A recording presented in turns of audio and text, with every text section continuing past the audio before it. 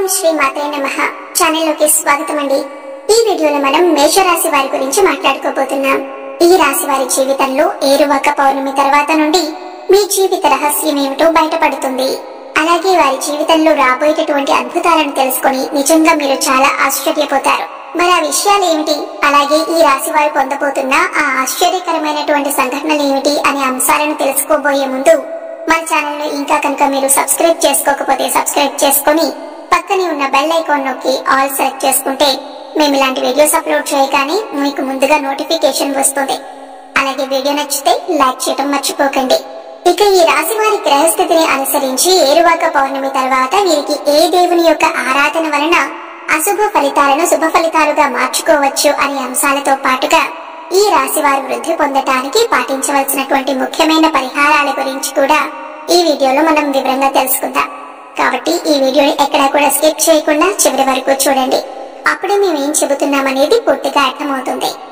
ఈ రాశి వారి మనస్తత్వం కనుక చూసినట్లయితే చురుకుదనం, అలాగే సమతుల్యమైనటువంటి స్వభావంతో పాటుగా పక్షపాత ధోరణి లేకుండా ఆలోచించటం, అలాగే దౌత్యపరమైనటువంటి లక్ష్యాలను ఎక్కువగా కూడా వీరు కలిగి ఉంటారు।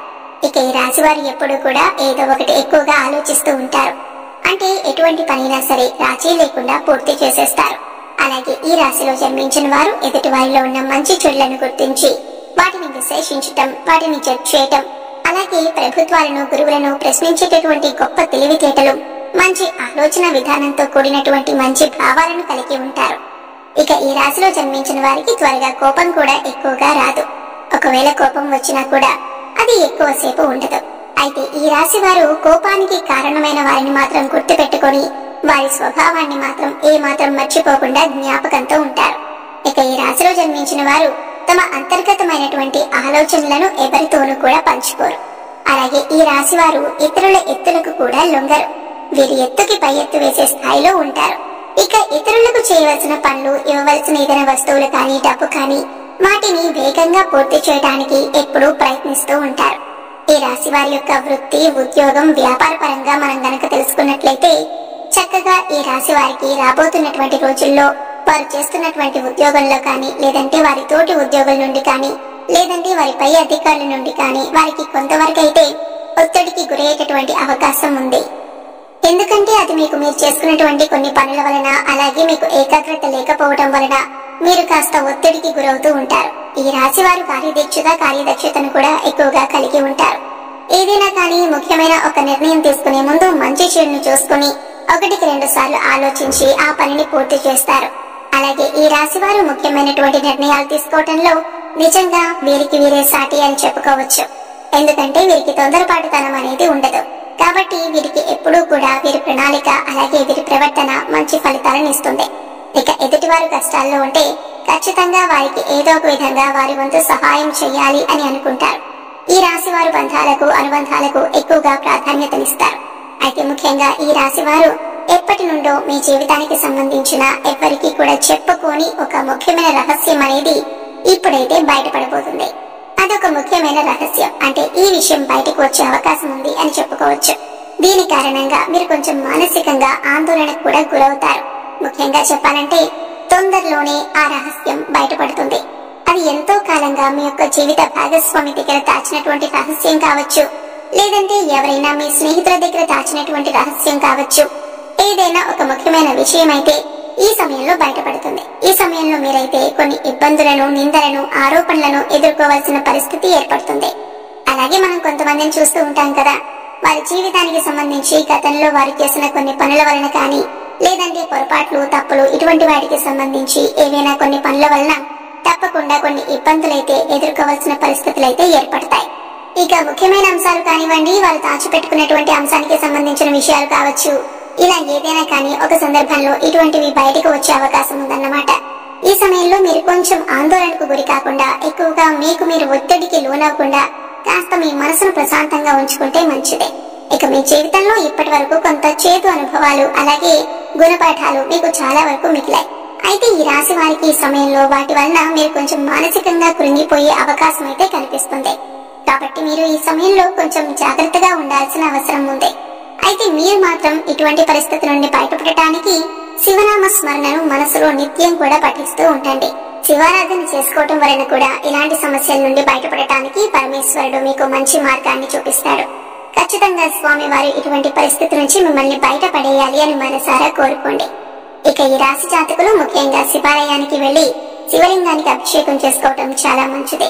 ఈ విధంగా వీలు కాని వారు ఇంట్లో శివలింగం ఉంటే ఆ శివలింగానికైనా అభిషేకం చేసుకోవచ్చు. ఇలా కూడా వీలు కాదు అనుకునేవారు శివారాధన చేసుకుంటూ మీ సమయాన్ని గడపచ్చు. అలాగే మీ మనసులో ఉన్న బాధను స్వామికి చెప్పుకోవడానికి ప్రయత్నించండి. ఇటువంటి దైవారాధన మీరు చేసుకోవటం వలన మీకు ఎలాంటి ఇబ్బందులు ఉన్నా కూడా అవి మిమ్మల్ని ఏమీ కూడా బాధకి గురి చేయకుండా ఉంటాయి. కాబట్టి ఈ సమయంలో భగవంతుడు తప్పకుండా మిమ్మల్ని కాపాడుతాడు అని మీరు మనసారా నమ్మండి. పరమేశ్వరుని యొక్క ఆరాధన వలన మీకు సంభవించే ఎటువంటి ప్రమాదాల నుంచైనా సరే మీరు తప్పకుండా బయటపడాలని మనసారా స్వామిని వేడుకోండి.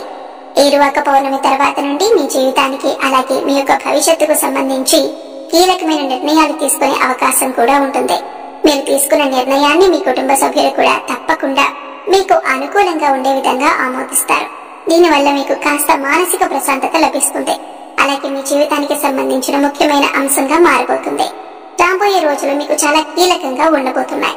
మీ కెరీర్ పరంగా కానీ, ఉద్యోగంలో కానీ, లేదంటే వ్యాపారంలో కానీ చక్కగా అభివృద్ధి అయితే పొందుతారు.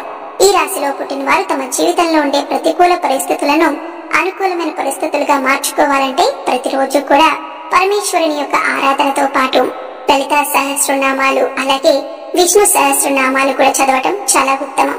అలాగే ఎవరికైనా కానీ పేదవాళ్లకు అన్నదానం చేయటం, అలాగే మీకు ఉన్న దాంట్లో మీ స్తోమతని బట్టి వారికి ఏదైనా కానీ వస్త్రదానం రూపంలో అనాథలకు సహాయం చేయటం వల్ల కూడా మీకంతా అనుకూలంగా ఉంటుంది.